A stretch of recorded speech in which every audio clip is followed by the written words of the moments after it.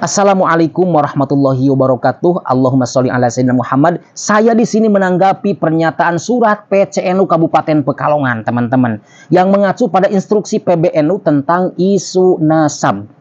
Ini sangat menarik untuk dicermati, teman-teman, ya. Di tengah upaya PBNU menenangkan kegaduhan publik, justru muncul tafsir yang diperluas secara tidak proporsional.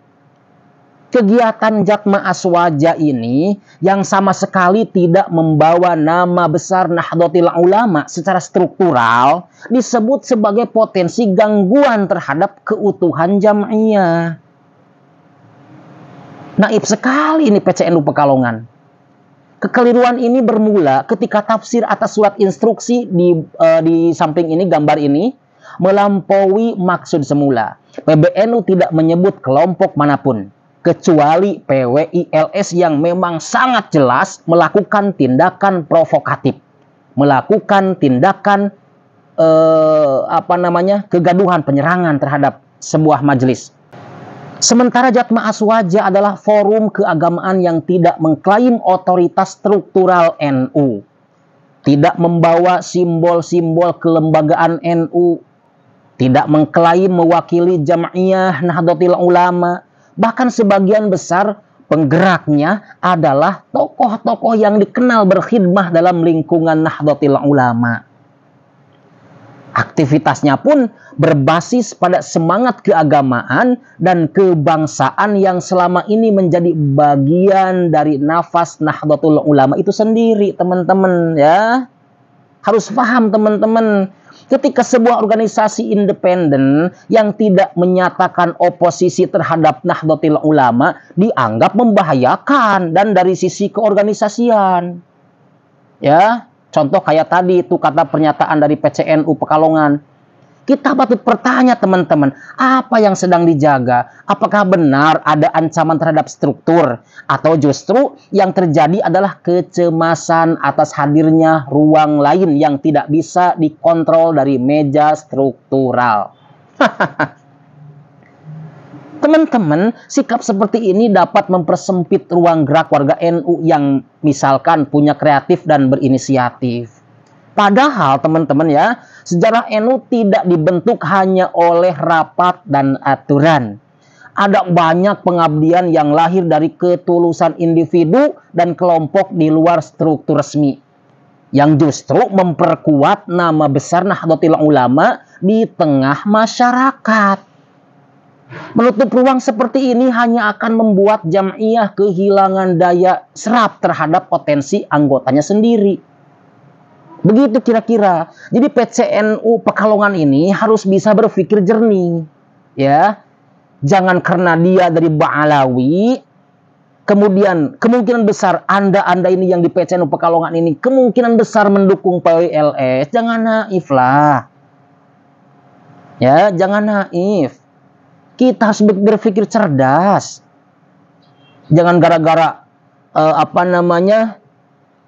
membuat sebuah organisasi Jatma Aswaja, kemudian dibenci, kemudian dilarang-larang untuk berzikir. Maksudnya apa ini PCNU Pekalongan?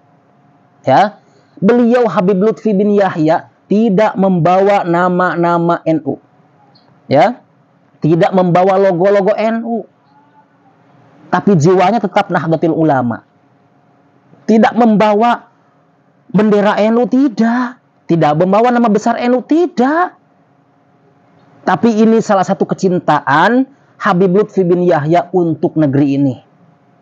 Masa PCNU nggak lihat sepak terjang Habib Lutfi yang selalu mendamaikan dan mententramkan? Naudzubillah, naudzubillah. Justru yang membahayakan itu ya organisasi yang radikal, yang selalu membubarkan pengajian, itu yang harus dilarang.